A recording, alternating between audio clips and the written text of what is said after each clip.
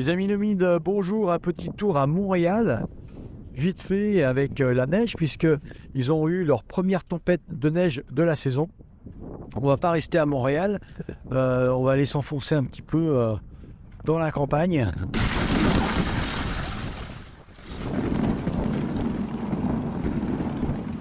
Ravi d'être ici, il fait très froid, il fait moins de 21, moins 22, moins 23 ce matin.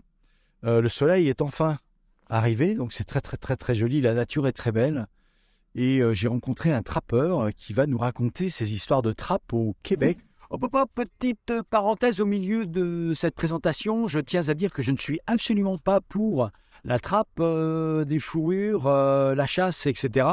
Il se trouve que simplement ça existe. Nous sommes dans un pays, le Québec, Canada, qui a grandi sur cette histoire. Ça fait 500 ans que les Européens sont venus chercher les fourrures dans ce pays-là. S'il n'y avait pas autant de fourrures, ils ne seraient pas venus en si grand nombre. L'histoire aurait été changée. Ça fait vraiment partie de l'histoire. Pour ou contre, moi je suis plutôt contre, mais ça existe et il n'est pas interdit de s'instruire. Donc j'ai beaucoup appris avec Michel et je veux partager tout ça avec vous. Je ferme la parenthèse.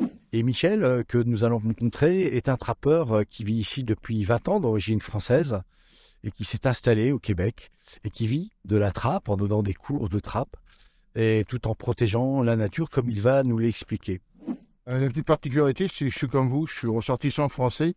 Ça fait 22 ans que je demeure ici. J'ai découvert le pays en 76. Et puis, je suis venu 19 fois en vacances avant de m'établir. Et puis, quand je suis arrivé ici, comme je connaissais donc la nature, pas le reste. La vie à Montréal, je ne la connaissais pas. Mais les bois, je les connaissais. Ça fait que je me suis juste consacré à la chasse, au piégeage, à la pêche, la motoneige, etc.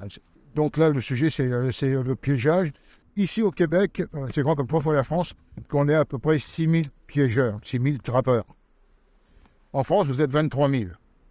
Donc, pour faire une activité similaire. Mais en France, c'est surtout pour capturer des animaux classés nuisibles dans les départements. En aucun cas, vous pouvez donc commercialiser de la fourrure. C'est interdit en France. D'accord, vous avez le droit de les attraper, mais pas de les commercialiser. Tandis qu'ici, le but numéro 1, c'est de commercialiser donc, la fourrure. Pendant de nombreuses années, dans les années 1700-1800, c'était un métier trappeur. Aujourd'hui, ça ne l'est plus. Bon, aujourd'hui, c'est comme chasseur, ce n'est pas un métier. Un trappeur, ça ne l'est plus non plus. Avant, donc, on pouvait gagner sa vie avec les fourrures. On pouvait faire vivre sa famille juste avec les fourrures en trappant l'automne et l'hiver. Mais donc maintenant, c'est terminé. Tant mieux pour les bestioles. Il y avait 2 acheteurs principaux, c'était les Chinois et les Russes. Donc, l'euro lui casse la gueule, il y a la guerre, etc. Maintenant, bon, c'est sûr que ça plonge. C'est pas bon pour le commerce. Et puis pour les Chinois aussi, donc ça diminue. C'est comme c'était 2 gros joueurs pour l'achat des fourrures, donc c'est sûr que c'est aussi porteur qu'avant.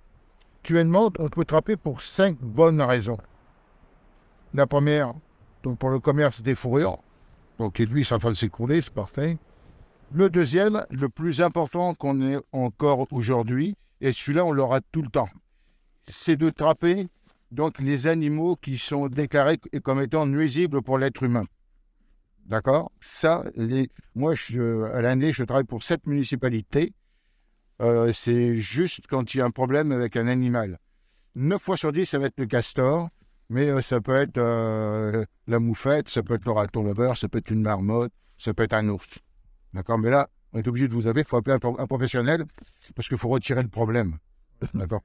Les faroucher, ça ne suffira pas. Donc, ça, c'est la deuxième.